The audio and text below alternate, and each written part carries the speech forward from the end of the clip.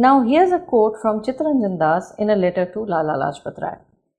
I'm not afraid of 7 crores of Muslims here in Hindustan, but I think the 7 crores of Hindustan plus the armed hosts of Afghanistan, Central Asia, Arabia, Mesopotamia and Turkey will be irresistible. Here's a clear statement from Das, expressing skepticism about the Khilafat and its pan-Islamist dimension. He was, in fact, a forceful opponent of pan-Islamism. The quote above from Chittaranjan Das that I gave earlier shows that he was also a very pragmatic man. He was clearly talking in terms of dealing with Muslims rather than flighty Hindu-Muslim unity fantasies, which brings us to the issue of the Bengal Pact of 1923. Now, within the Congress, there was opposition not only to the Khilafat liaison, but also the idea of non-cooperation itself. These two issues were working in the politics of the time parallelly. A whole lot of people who opposed non-cooperation per se, prominent leaders like Annie Besant, G.S. Kharpade, Bipin Chandra Pal, Surendranath Banerjee, Tej Bahadur Sapru, Madan Mohan Malviya, they left the party subsequently. Tilak had already passed away by this time in August 1920. He also believed in what was termed responsive cooperation and was not a buyer of Gandhi's non-cooperation. Chittaranjan Das was firmly in this camp. He advocated a thing called internal obstruction, also known as council entry program, which proposed gaining entry into the legislatures with a view to offering uniform, continuous and consistent obstruction to the government on vital issues. Though strongly opposed to the British and an advocate of the ancient Indian way of life, he, as a matter of fact, rejected ideas of political and economic development of India along Western lines. But Government of India Act was a great opportunity. It gave some important areas of governance to Indians like agriculture, local government, health and education, all of which were critical subjects for Indians.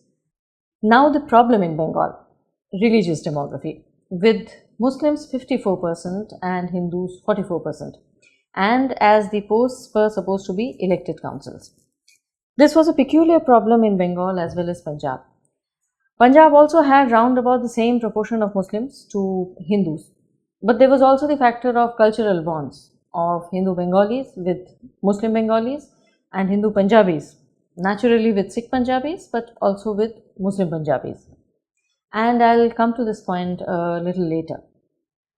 Unless one takes a stand like Jinnah that there cannot be any middle ground and no solution possible except partitioning the country, the singular recourse available to the leaders that time was figuring out ways for the two communities to work together to arrive at a functional arrangement.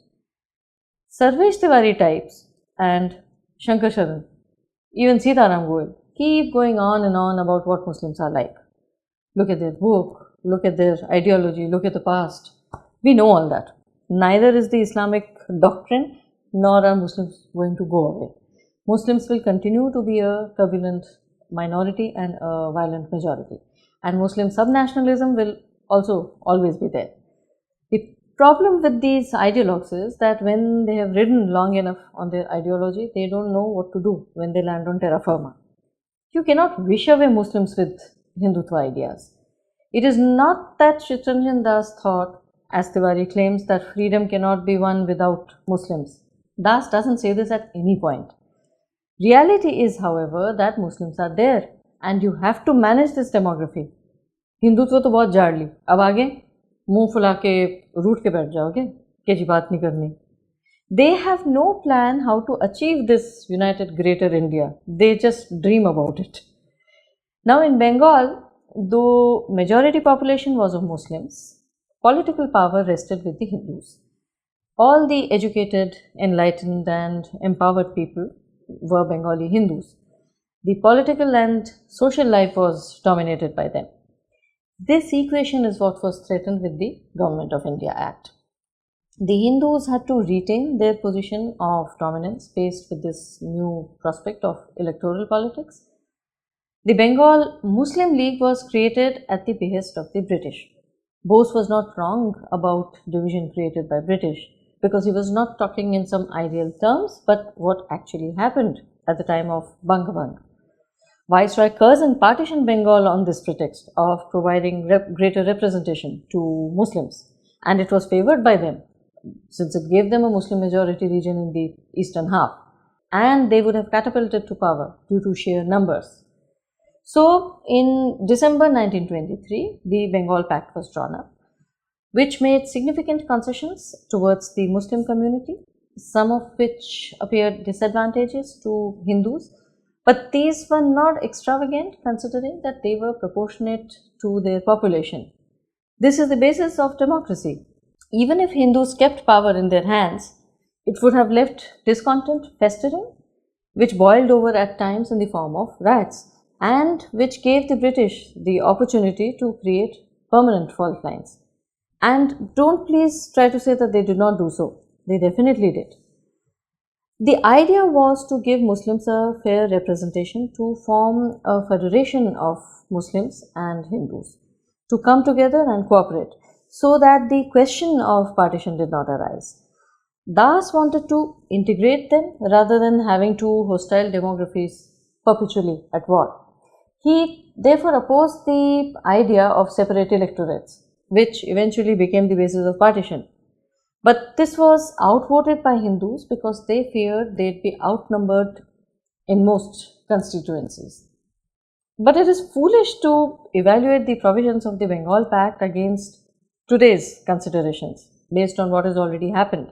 That's the partition, rather than in the backdrop of those times when partition was merely a prospect that most people were not even ready to look at.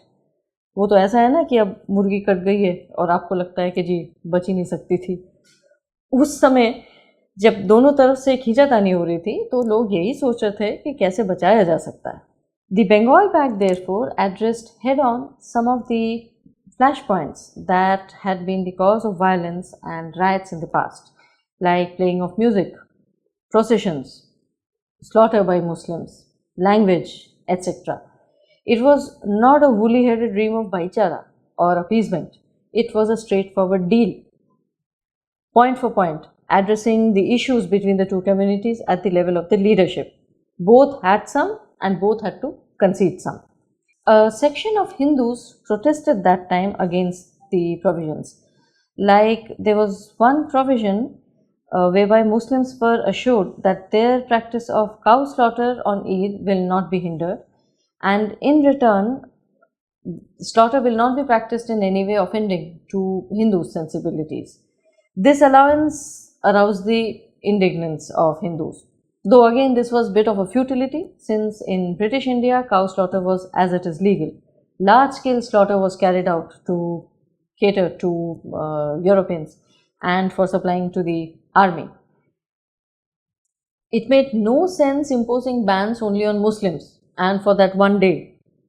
Besides, it was not an extraordinary concession, since there were such compromises at other places too. For example, there is a precedent from Ayodhya in 1915. There a similar agreement was formalized between Hindus and Muslims, and the latter agreed to carry out their butchery practice beyond a place called Jalpanala, which marked the periphery of the city. And the proportion of Muslims in Ayodhya is far less than in Bengal. Moreover, the Bengal Pact specified that except on the occasion of Eid al-Adha, no cow slaughter will take place out of respect for India's Hindu community, and this was accepted by the Muslims. Yet, the Bengal Pact did evoke outrage from some quarters, and finally the National Congress did not pass it. But it brought tremendous support of the Muslims to the Swaraj Party and made the Muslim League redundant in Bengal. In the bargain, the dominant position in the provincial council and in Bengal politics was retained by the Hindus, in spite of absolute Muslim majority. Losing this would have been a far greater loss because until that time Muslim League had no representation among the population. They were insignificant. This is the reason Surawardi, whose father was one of the founding members of Muslim League, had joined the Swaraj Party instead. Was the experiment successful? Like how? Unlike the Khilafat fiasco, Swaraj Party's success at the Provincial Legislative Council was remarkable, winning majority seats in the councils in 1924. The Swarajists also captured power in the Calcutta Municipal Corporation, and Das became the first popularly elected mayor of Calcutta. This was when Subhash Bose was appointed CEO of Calcutta.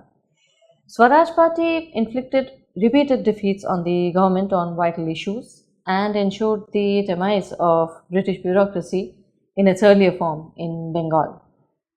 Not only did they win hands down, they managed to keep Bengal in remarkable peace and communal harmony for the next 2 to 3 years, in a time when scores of Hindu-Muslim riots would happen all over the country each year.